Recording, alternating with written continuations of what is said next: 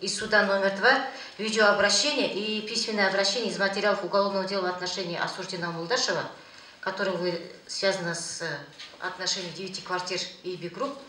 Сейчас вот в материалах дела из конверта я изъяла данную флешку. Сейчас мы настроили его, включим, послушаем видеообращение.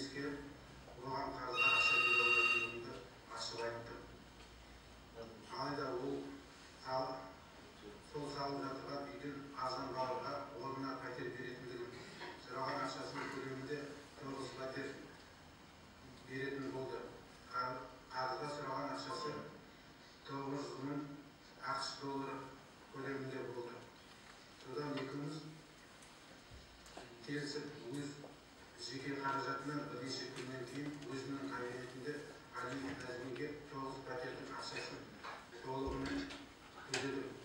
Яғни келісілген қаражатты толығымен бір мезетте бердім. Содан соң менің офисімде жұмыс істейтін Самат атты заңгер жігіттер бәрін тексеріп, мен айтқан адамдарға 9 пәтерге келісім шарттар жасақтауды тапсырдым. Бірнеше күннен кейін ол қол қойылған келісім шарттарды маған көрсетті. Құрылыс аяқталып үй тапсырылғаннан кейін мен өз қалауым бойынша кейбір пәтерлерді өзімнің жолдас-жігіттеріме арзандау бағамен сатып, қалған пәтерлерді нарық бағасымен адамдарға сатып жібердім. Аталған мән-жайды Алиев Назмин толықтай растауға тиісті. Мен сол кезде 9 пәтерге келісім шарт жасақтау, сол шарт бойынша өзіме сенімді адамдар меншік иесі ретінде жазылған соң, Алиевтен қандай болсын қолхат алмадым. Алайда шартта барлық пәтерлердің құнының толық көлемде алдын ала төленгені және құрылыс компаниясының сол көрсетілген 9 пәтерге ақшалай талап жоқ екені анық көрсетілген. Сол себепті одан қысылмадым. БТИ-да және Әділет департаментінде осы келісім шарттардың бәрі бар. Қазіргі уақытта оның және оған тағылышты адамдардың 9 пәтерді алаяқтық жолмен иеленді деген лақап арызымен толықтай келіспеймін. Өйткені ол шындыққа сәйкес келмейді. Осы уақытқа дейін бірнеше жыл бойы арызданбай, қазіргі мезгілде маған тағылған айып тап-таза қолдан жасалған және әлде бір саяси топтың тапсырмасы екені алып көрініп тұр.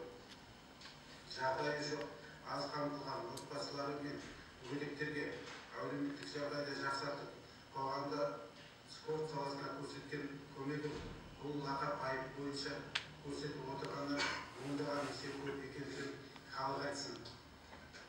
Қандай да адам екенімді білетін жалпы атыраулықтар өмірімде бірден бір адам баласына бір тиын бере жақ болып көрмегенімді